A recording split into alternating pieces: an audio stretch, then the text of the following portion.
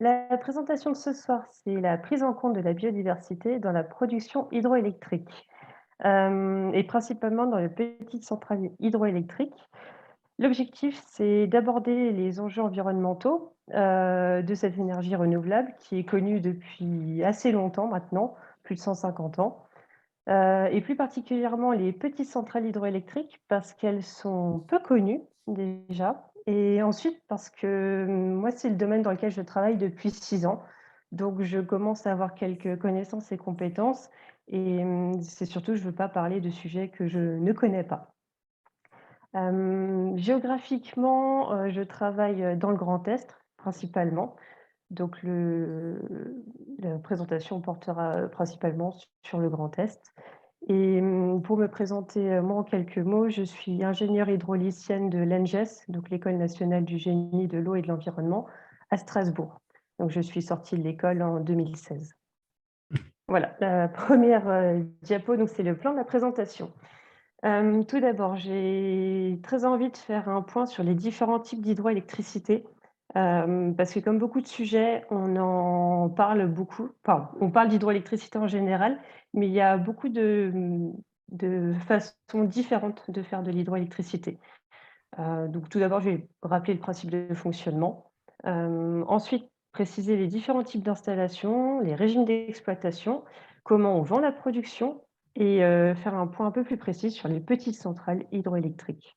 Ensuite, on entre dans le vif du sujet, l'hydroélectricité et la biodiversité. Donc, tout d'abord, ce que c'est l'hydroélectricité en pratique.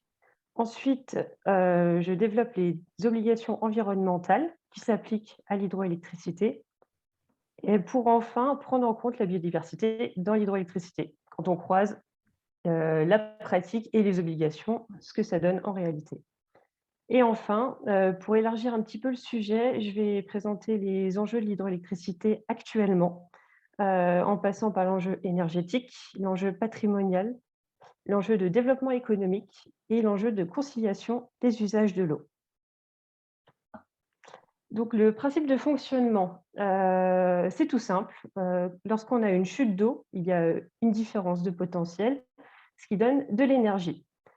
Sur la petite image, on voit une représentation, d'un ancien moulin, hem, avec un barrage composé de vannes, le petit bâtiment du moulin et une roue à aube qui permet d'utiliser, la force motrice de l'eau qui coule par une vanne, qui passe dans la roue, qui la fait tourner et qui actionne, certainement un élément, dans le moulin, peut-être, pour faire, de la farine ou, d'autres applications. Alors par le passé, on utilise l'énergie de l'eau, au départ pour la navigation, ce qui est le plus simple. Et ensuite, on a installé des moulins comme, présenté, sur l'image.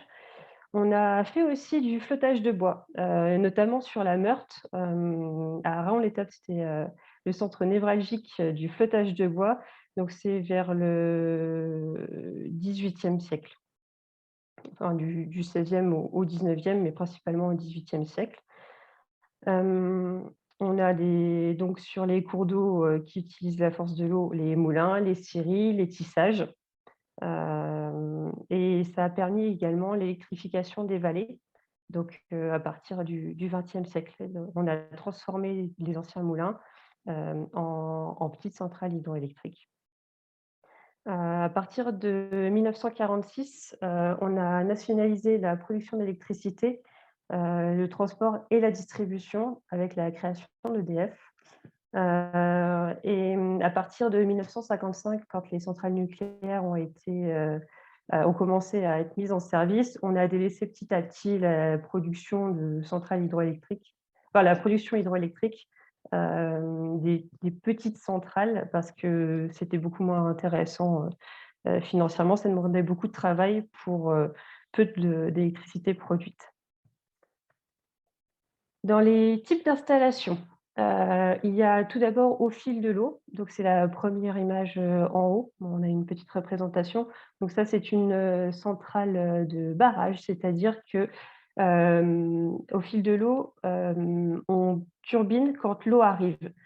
C'est-à-dire que s'il y a un débit, on va dire de 10 mètres cubes par seconde, on va turbiner jusqu'à en dessous de 10 mètres cubes par seconde.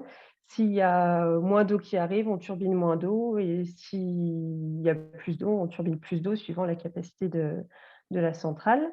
Donc il peut y avoir des centrales de barrage directement au fil de l'eau ou il peut y avoir des centrales en dérivation, c'est-à-dire qu'il y a un petit canal, d'amener, la turbine, un canal de fuite ou alors il peut aussi y avoir des conduites forcées au fil de l'eau.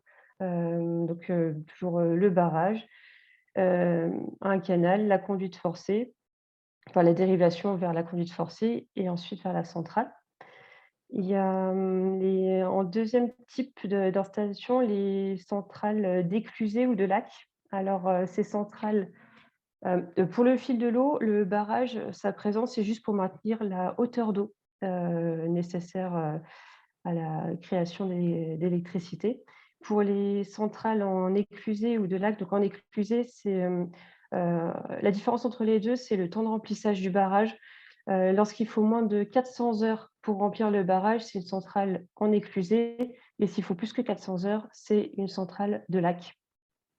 Ces turbines-là, elles fonctionnent donc principalement, c'est le soutien, général, la production principale, en France en tout cas, la production de fond d'hydroélectricité et elles permettent, d'être, modulées, c'est-à-dire qu'on peut turbiner, on va dire la retenue du lac, quand l'électricité est la plus chère et on peut attendre que ça se remplisse quand l'électricité est la moins chère.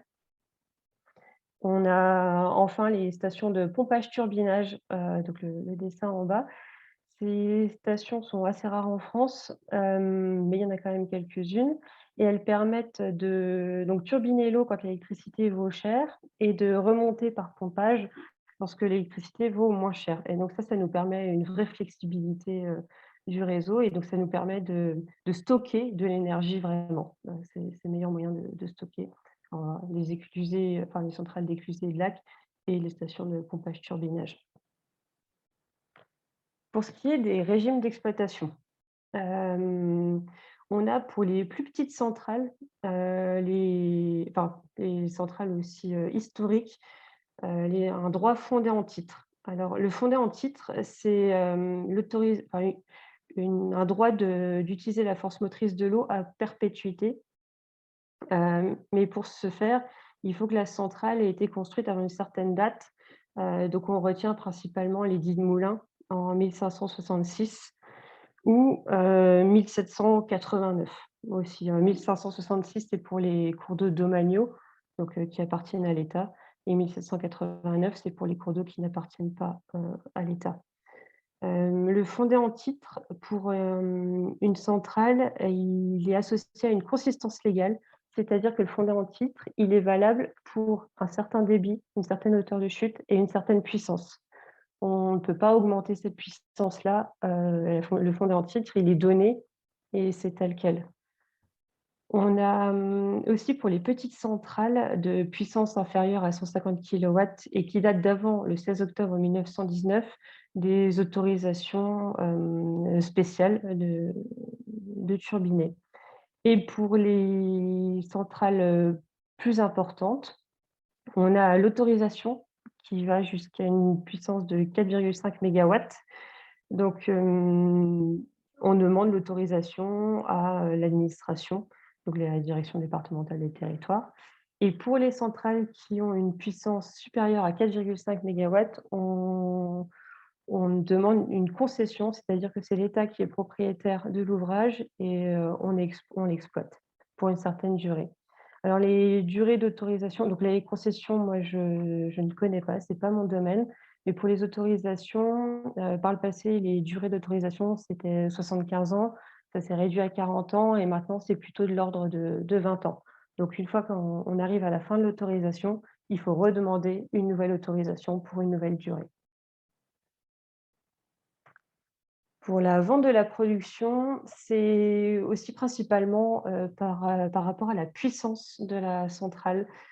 Donc pour les petites puissances, on passe par un acheteur obligé. C'est un mécanisme de subvention. Il y a un guichet ouvert, donc pour, de 0 à 499 kilowatts, c'est une obligation d'achat. En bas, il y a une image, des acheteurs obligés, qu'on peut solliciter pour revendre notre courant. Donc principalement, on voit, ES là pour, l'Alsace, pour ceux qui connaissent. On a, pour, les puissances entre 500 et 999 kilowatts, un guichet ouvert également qui est composé de 2 composantes. Donc on vend l'électricité sur le marché et on a un complément de rémunération parce que l'électricité, le prix de l'électricité évolue sur le marché. Et en ce moment, on se retrouve avec des choses, un petit peu spéciales, c'est-à-dire que comme le prix de l'électricité est très important, on se retrouve avec des, producteurs qui doivent, redonner de l'argent. Donc ça, c'est assez spécial en ce moment. Et pour les centrales qui ont une puissance de plus que 1 mégawatt, on passe forcément par un appel d'offres et c'est au sein de l'appel d'offres que le tarif de vente est précisé. Donc on passe, c'est basé sur le marché et le complément de rémunération. Maintenant, pour ce qui me concerne plus précisément, donc les petites centrales hydroélectriques, elles se définissent par une puissance qui est inférieure à 10 mégawatts. En France, ça représente environ 2 270 centrales, donc ça en fait pas mal sur le territoire et ça représente, 2 200 mégawatts de puissance installée pour une production de 6 térawattheures par an en moyenne. Je parle bien de moyenne parce que suivant les années, il peut plus pleuvoir et donc on produit plus. Comme les petites centrales sont plutôt des centrales au fil de l'eau, on turbine plus l'eau qui arrive et quand il fait plus sec, on turbine moins. Et ça représente environ 10 de la production hydroélectrique globale en France, sachant que, l'hydro en France, c'est 16 du mix, électrique. Donc, maintenant on passe à la partie, enjeu de l'hydroélectricité. L'hydroélectricité, la chose principale qu'on voit, c'est que, sur tous les sites, on a un barrage. Donc le barrage, il induit 2 problématiques. D'une part, c'est un obstacle physique à la montaison des poissons. Forcément, si, les poissons nagent dans le courant et remontent les cours d'eau pour, se reproduire, donc ils remontent à certains endroits dans certains cours d'eau et s'il y a un barrage, le poisson est bloqué, donc il ne peut pas remonter pour se reproduire. Cet obstacle-là, dans l'autre sens, il pose problème pour le transit sédimentaire. Donc le transit sédimentaire, c'est le fait que, les cours d'eau, de par leur énergie, érodent le lit des cours d'eau et les berges, ce qui entraîne, le déplacement de matériaux, donc des sédiments, du sable, ça peut être des galets, suivant la force du cours d'eau. Et si on place un barrage, sur le cours d'eau, on bloque le transit sédimentaire s'il n'y a pas d'ouvrage pour manœuvrer le barrage. Ensuite, le barrage, il crée une retenue d'eau lentique. C'est-à-dire que, sur, une rivière où vous aviez l'eau qui s'écoulait, facilement, lorsque vous placez le barrage, l'eau ne remplit la retenue et ne s'écoule plus aussi facilement et ce qui fait que l'eau devient, lentique, c'est-à-dire, qu'elle court moins qu'avant. Le deuxième point, qu'on voit sur une installation, hydroélectrique, c'est que souvent il y a des canaux. Lorsqu'il y a un canal, ça implique que l'eau est déviée du cours d'eau et comme elle est déviée, ça veut dire qu'il y a moins d'eau qui passe dans la partie du cours d'eau qui n'est pas déviée, ce qui s'appelle le tronçon influencé. Et enfin, donc souvent dans le bâtiment, pour produire, de l'électricité, on a besoin de turbines qui sont actionnées par l'eau et s'il y a des, poissons qui passent, dans les turbines, heu, ils peuvent, hem, ils peuvent être percutés par les pales des turbines ou les roues, lorsqu'ils y passent. Donc s'ils sont percutés, ils peuvent être blessés ou parfois mourir. Donc là, une petite image, rigolote, c'est ce qu'on reproche, principalement à l'hydroélectricité, c'est de découper les poissons. Donc là où vous avez une petite assiette, dans le disque découpé. Bien sûr, pas parler de turbine.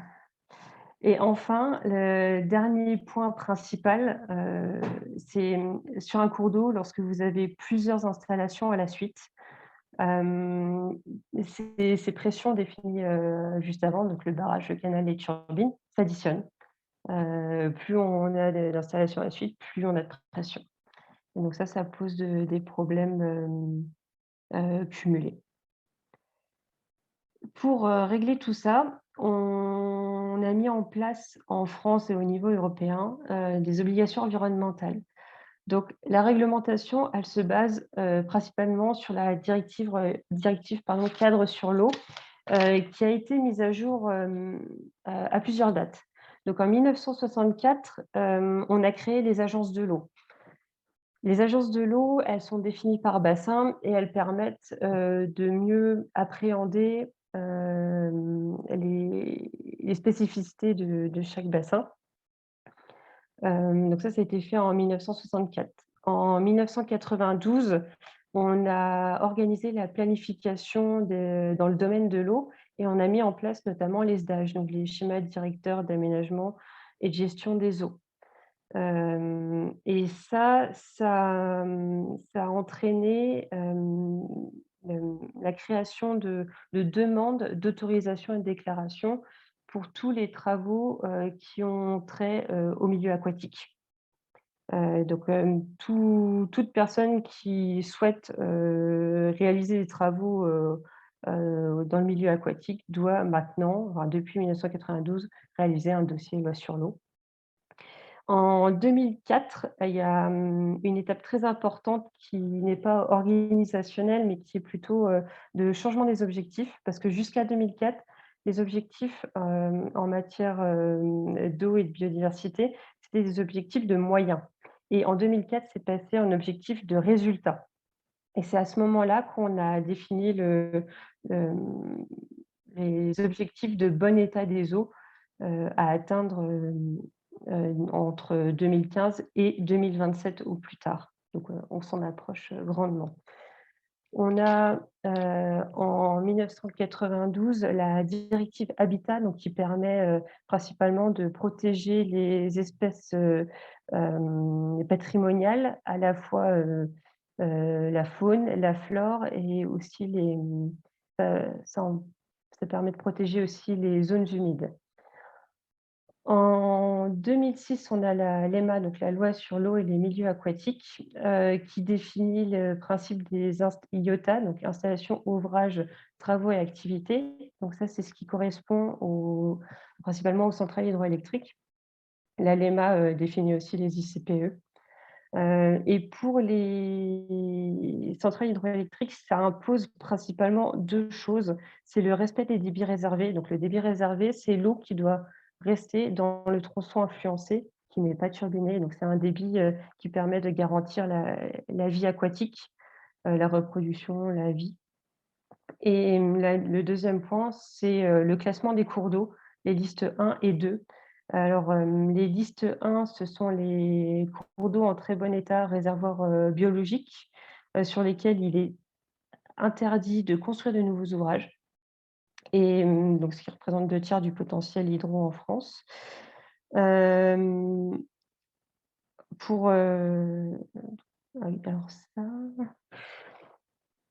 on a les listes 2. Les listes 2, c'est les cours d'eau qui sont en bon état et sur lesquels il faut assurer le transit sédimentaire et la montaison piscicole et les 2 points-là, s'intéressent à ça. C'est-à-dire que quand on a des travaux, à réaliser de montaison piscicole, de dévalaison piscicole, et transit sédimentaire, pour une puissance inférieure à 500 kilowatts, ça représente en moyenne, 372 000 € d'investissement et pour une puissance supérieure à 500 kilowatts, c'est, 500 550 000 € d'investissement. Donc c'est des postes, assez conséquents, dans la vie d'un projet. Et pour revenir à la réglementation, donc on est, assujetti à l'autorisation environnementale. L'autorisation environnementale, c'est un dossier administratif dans lequel on explique, en général ça prend 300-400 pages. On explique que qu'on dépose au service instructeur, pour, y expliquer les capacités financières, du porteur de projet, l'étude environnementale, donc ça, c'est une grosse partie. En général, c'est des études qui durent, sur l'année, qui étudient certains groupes, certaines espèces particulièrement. Donc, ça peut être les mammifères, les poissons, les amphibiens, les insectes, tout ce qui peut, être impacté par un projet de centrale. Hem, Ça reprend aussi le point, financier. Les capacités, techniques aussi du pétitionnaire. Et cette autorisation environnementale, c'est un dossier qui est instruit maintenant, sur une durée de 9 mois minimum. Ça peut être beaucoup plus, suivant les dossiers. Mais c'est limité dans le temps, c'est cadré, par le service instructeur. Et une fois qu'on a l'autorisation environnementale, on peut, réaliser le projet. Et donc l'autorisation environnementale, c'est, la lorsqu'elle est accordée, donc ça débouche sur un arrêté préfectoral, et c'est la preuve que le, projet prend bien en compte toutes les questions environnementales. Et à l'issue de l'instruction, on est sûr que, le projet, heu, s'il a des impacts, sont négligeables. Et bien ça, c'est extrêmement important. Et en parallèle de cette, réglementation, on a les plans prioritaires anguilles, on a les plans de retour du saumon, par exemple, l'association, Saumon-Rhin, sur le Rhin. Des choses qui se mettent en plus, et qui permettent, lorsqu'on les prend en compte, de réaliser des projets qui sont conformes, aux attentes environnementales actuelles. Alors maintenant que je vous ai présenté en pratique, ce que c'est qu'une centrale hydroélectrique et la réglementation, maintenant j'en viens, à la partie la plus intéressante qui permet d'expliquer comment on prend en compte toutes ces, hem tous les enjeux environnementaux dans un projet hydroélectrique. Alors, moi, ce que je vous présente là, c'est vraiment, de mon point de vue de, petite centrale hydroélectrique, sur des, installations qui sont déjà existantes. Donc on ne crée pas de seuil, vraiment on rénove les seuils existants qui étaient soit déjà utilisés, pour l'hydroélectricité, soit, juste utilisés pour, des tissages ou des scieries et qui n'avaient pas encore de production hydroélectrique. Donc c'est vraiment la rénovation de l'existant. Donc lorsqu'un barrage existe, on est tenu, d'assurer, la montaison piscicole, et le transit sédimentaire. Donc la montaison piscicole, c'est ce que je vous expliquais, c'est le fait que les poissons ne se retrouvent pas coincés au pied du barrage, mais qu'ils puissent remonter. Et donc pour ça, on installe des passes à poissons. Donc ça fait comme des échelles et qui permettent par plusieurs petites chutes, principalement c'est des passes à bassin qu'on appelle ça, qui permettent aux poissons de franchir l'obstacle. Et donc plus, l'obstacle est haut, plus il y aura de bassins, à franchir. Ces dispositifs sont encadrés, par on va dire des un livre technique qui a été édité par, monsieur Larigny, dans les années 90. Et donc si on le suit, c'est gage on le suit dans la conception du dispositif et dans sa réalisation, on sait que les poissons, pourront remonter grâce au dispositif. Et donc on sait qu'on devient transparent à la montaison. On a, pour le passage des sédiments, donc le transit sédimentaire, on peut installer sur les ouvrages, donc principalement les ouvrages qu'on rénove, ce sont des barrages poids, qu'on ne peut pas, qu'on ne peut pas bouger, on ne peut pas actionner. Donc ce qu'on fait, c'est qu'on peut placer soit des clapets, soit des vannes, qui sont donc des organes mobiles qu'on peut abaisser ou lever à certains moments pour permettre, de laisser transiter les sédiments Donc les sédiments, ils sont mobilisés quand il y a des fortes eaux, donc plutôt, en hiver. Et donc à ce moment-là, on ouvre, ces dispositifs et ça permet de faire passer les sédiments. Et donc là, c'est pareil, on arrive à ne plus avoir d'impact négatif en manœuvrant ces organes. Donc juste en aménageant le barrage, on arrive à faire en sorte qu'il n'y ait plus d'impact. En ce qui concerne la création de la retenue d'eau lentique, donc ça, nous, on retape des barrages qui existent, donc cette retenue, elle est déjà présente. Il n'empêche qu'on s'en rend bien compte, actuellement, toutes les retenues qui existent, on voit qu'elles se sont réorganisées. Il y a de nouvelles espèces, qui s'implantent. Par exemple, des poissons, vous avez juste, entre l'amont du barrage, donc la partie haute de la retenue et l'aval du barrage, vous avez juste des espèces de poissons qui sont différentes parce que, les poissons ont tous des conditions de vie, hem, différentes, enfin suivant les espèces. Donc il y a des espèces qui s'adaptent, très bien et qui se développent très bien dans les retenues d'eau. Hem, Quand il y a un canal, donc on dévie l'eau, on comme j'expliquais tout à l'heure, la loi impose, de laisser un débit réservé. Donc le seuil plancher, c'est 10 du débit moyen annuel. Actuellement, les valeurs qui sont utilisées, c'est plutôt de l'ordre de 12 à 15. Et donc ce débit réservé, est envoyé dans le tronçon influencé et permet de conserver la vie, dans ce tronçon influencé. Lorsqu'il y a des donc, pour éviter que les turbines ne puissent, impacter négativement les poissons, il y a différentes choses qui sont possibles. Heu, Par le passé, il il était utilisé donc un champ de grilles, c'est-à-dire des grilles qu'on met dans l'eau, des barreaux qui sont espacés de quelques centimètres et qui font, un obstacle physique au franchissement des poissons. Donc les poissons arrivent devant les grilles, ils se rendent compte qu'ils ne peuvent pas passer, donc ils vont un petit peu plus loin. Donc si les poissons ne peuvent pas passer, ils ne peuvent pas être blessés par les turbines, donc ça, c'est une chose. On couple, cet obstacle physique avec un système de dévalaison, donc qui permet, aux poissons de ne pas avoir à remonter tout le canal, mais à juste faire un petit détour et se retrouver à l'aval des turbines et comme ça, il peut continuer à descendre, où il souhaitait aller. Et sinon, maintenant, il y a des turbines qui sont dites ichtiocompatibles, c'est-à-dire que les poissons peuvent passer à travers sans être blessés. Donc ça, c'est possible, par la conception des turbines, donc principalement, le point le plus important là-dedans, c'est la vitesse de rotation. Plus une turbine tourne doucement, plus le poisson pourra passer, aura le temps de passer sans se faire blesser. Et donc là, il y a notamment MJ2 Technologies qui est basé, dans l'Aveyron, qui a créé des turbines, ichtiocompatibles et qui ont été, validées ichtiocompatibles par, l'OFB qui est le service de conseil de l'État sur, tout ce qui est, milieu aquatique. Et en ce qui concerne les impacts de plusieurs installations sur un même cours d'eau, actuellement, l'enjeu, c'est d'aménager les cours d'eau en partant de l'aval vers l'amont.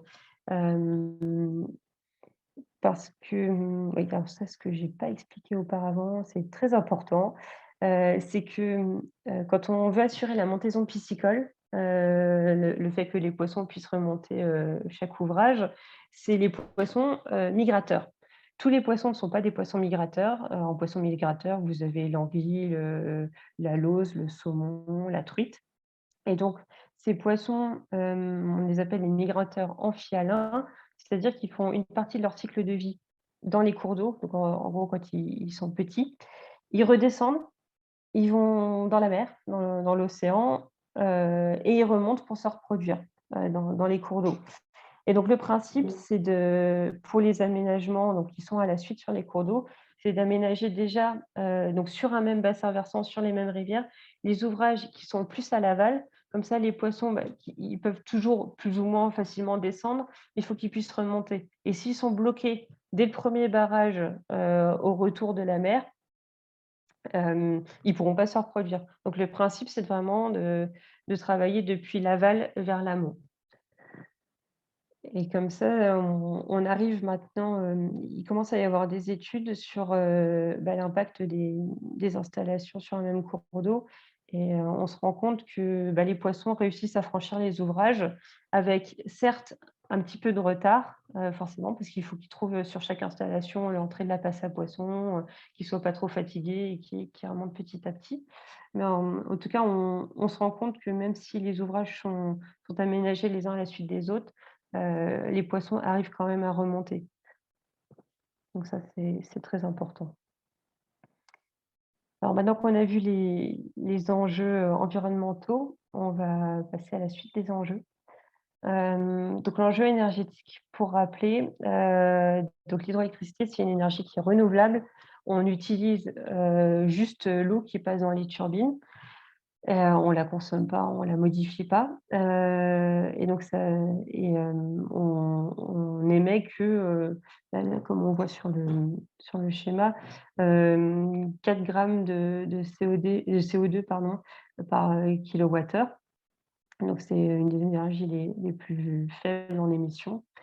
Et donc ça permet de tendre vers une société qui est moins carbonée et l'hydroélectricité, c'est quand même mis en avant, dans le cadre de la transition énergétique, parce que ça permet de répondre, aux objectifs de la COP 21, de la programmation pluriannuelle de l'énergie, avec notamment, 40 d'électricité produite par les énergies renouvelables en 2030, hem et par la stratégie nationale bas carbone, pour obtenir la neutralité carbone. En enjeu énergétique, on a, donc comme je le disais que l'hydroélectricité, c'est une énergie qui est propre parce qu'elle consomme pas d'eau, elle modifie pas la qualité de l'eau, elle émet peu de CO2 et c'est des installations qui sont durables. Par exemple, on exploite des centrales, à Épinal, les turbines qui sont en place, donc les turbines même qui sont dans l'eau, elles ont plus de 100 ans. Hem et c'est une énergie qui est aussi locale parce que, donc les centrales sont implantées sur différents cours d'eau, et permettent de produire localement l'énergie qui est consommée localement. Parce que l'énergie, elle est tout de suite envoyée sur le réseau et l'électron, il est consommé au plus proche. Et ça permet aussi une réduction des pertes énergétiques parce que, nous on produit, on est en gros en 400 volts, on élève juste la tension à 20 000 volts pour pouvoir passer sur le réseau, local et on n'a pas besoin de faire plus de transformation comme, les moyens de production qui sont, centralisés. Comme on est tout de suite au consommateur, on n'a pas besoin de faire des longs trajets, donc on n'a pas beaucoup de pertes en transformation, on n'a pas beaucoup de pertes sur la longueur de réseau et l'hydroélectricité, c'est aussi un atout dans le mix énergétique parce que ça permet la stabilité du réseau. Comme c'est plein de petits sites, les petites centrales, ça permet justement de pas avoir de chute de tension et ça permet d'avoir une énergie qui est parfois dans des endroits un peu, éloignés. Donc ça stabilise le réseau au niveau local. On peut prévoir la production parce que, globalement, la météo, c'est quand même quelque chose qu'on connaît bien et donc on sait dire, ce quand vont tourner les turbines, quand est-ce qu'elles vont s'arrêter et compagnie. Et ça a une forte réactivité. Donc ça, autant pour les petites centrales que pour les grosses centrales, on peut démarrer une centrale, très rapidement en moins de quelques minutes. Et donc c'est l'énergie qui est tout de suite disponible. Et en dessous, j'ai mis un petit schéma là, ça fait partie des conditions particulières des contrats, de raccordement au réseau. Et c'est, un des gros avantages, des centrales hydroélectriques, c'est qu'on a des consignes de réactifs qui permettent justement de stabiliser le réseau, grâce, soit à des condensateurs quand on a des gératrices, soit à nos alternateurs. Et donc ça, c'est un vrai service qui est rendu, au réseau, ce qui est pas le cas pour, d'autres, énergies renouvelables. Pour, l'enjeu patrimonial, moi, c'est quelque chose qui me tient très à cœur, c'est que l'hydroélectricité, elle s'est développée, on va dire localement dans toutes les vallées. Donc là, par exemple, on voit sur l'image, bon, c'est un petit peu loin, mais c'est, le village de Cornimont, où on est basé. Tous les points, les puces, c'est des centrales, qu'on exploite. Donc c'est des petites centrales, qui font moins de 400, non, moins de 500 kilowatts chacune. Et on voit que ça a complètement maillé, le territoire et que, bon là, il y a un petit peu de dénivelé puisque c'est dans les Vosges et on a par le passé, il a été optimisé, enfin le cours d'eau a été optimisé, c'est-à-dire qu'à chaque fois qu'il y a une petite chute, ils ont mis une nouvelle centrale, enfin un moulin et qui permettait d'actionner, à l'époque, c'était des tissages, des filatures dans le passé textile des Vosges et donc ça a permis de vraiment développer, l'économie dans la vallée et Cornimont, c'est un village maintenant où il y a 2 800 habitants, mais par le passé, il y a pu y avoir plus de 4 000 personnes et qui vivaient principalement, grâce au tissage. Donc ça a façonné les paysages parce que, bah, quand on se promène, on voit beaucoup de canaux, des petits barrages et des canaux et actuellement, ben, il nous reste, les canaux et les bâtiments comme, souvenirs de l'histoire. Et ça, c'est très important à conserver parce que ça explique, pourquoi, ces vallées se sont développées et comment les gens, vivaient à l'époque. C'est de très, très beaux bâtiments en passant. On a un fort enjeu de développement économique. Alors ça, c'est pas forcément connu, mais le gros point d'intérêt, c'est que les centrales hydroélectriques, elles sont placées sur des cours d'eau et les cours d'eau, c'est pas délocalisable. Donc les centrales, elles sont pas délocalisables. Si elles sont là, c'est qu'il y a une bonne raison, elles vont pas bouger. Hem, il y a, sur les centrales, il y a beaucoup de travaux, d'aménagement quand on crée un site et il y a beaucoup de travaux d'entretien. Ce qu'il faut savoir, par exemple, c'est qu'en moyenne, on estime qu'il faut, un équivalent temps plein pour, gérer, et entretenir une centrale de 2 à 4 mégawatts. L'entreprise pour laquelle je travaille, on a 9 mégawatts et on est 15 personnes. Tout ça parce que c'est des petites centrales et que, bah, il faut beaucoup plus de monde pour gérer, heu, ces quelques mégawatts, comme, on a beaucoup d'installations à gérer. Et donc ça permet de maintenir un tissu, économique. Et à côté de ça, ça permet des retombées économiques pour le territoire, par la taxe foncière, l'IFER, le CFE, CVAE. Il y a des redevances, à l'agence de l'eau, des redevances locales et ça représente environ 10 € par mégawattheure. Donc c'est quand même assez conséquent. Donc ça les petites centrales, permettent de maintenir, une économie, au niveau local. Et bah, les petites centrales, et même, la grosse hydro, c'est une filière qui est très implantée sur le territoire. Ça fait plus de 150 ans qu'on connaît, le fonctionnement des turbines, des moulins, des turbines et donc c'est quelque chose qui est mature et c'est, une filière qui s'est développée et qui continue de se développer et il y a un vrai tissu économique. Par exemple, nous, nos fournisseurs, Heu, on travaille principalement avec des gens, qui sont, dans le Grand Est et on arrive à à se sourcer principalement dans le Grand Est. On a quasiment toutes les compétences au niveau, régional, pour maintenir l'exploitation de nos centrales.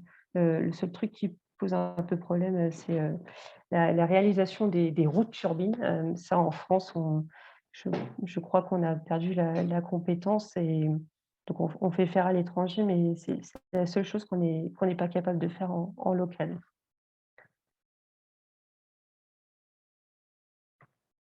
Ah et la dernière partie, c'est l'enjeu de conciliation des usages de l'eau. Alors ça prend une grosse part de mon travail, parce que quand on pense à l'eau, on pense pas à tout ce qu'on y fait et tous les usagers qu'il peut y avoir et quand on travaille dans les centrales hydroélectriques, on est au contact de tous ces usagers-là et le principe, vraiment dans la loi sur l'eau et les milieux aquatiques, c'est de concilier, tous les usages. Donc il y a un usage, qui est, le premier, le plus important, qui est prioritaire, c'est la salubrité publique.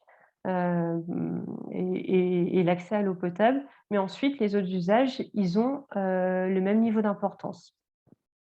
Et donc, dans les usages, qui ont un impact, fort sur l'hydroélectricité, on a la prévention du risque inondation.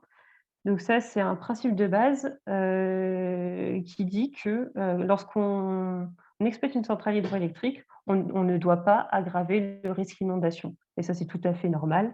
Dans les centrales hydroélectriques, on met en place, des organes qui sont mobiles, qui permettent d'effacer les ouvrages quand il y a des crues, par exemple, ou des modes de turbinage spécifiques, en cas d'inondation.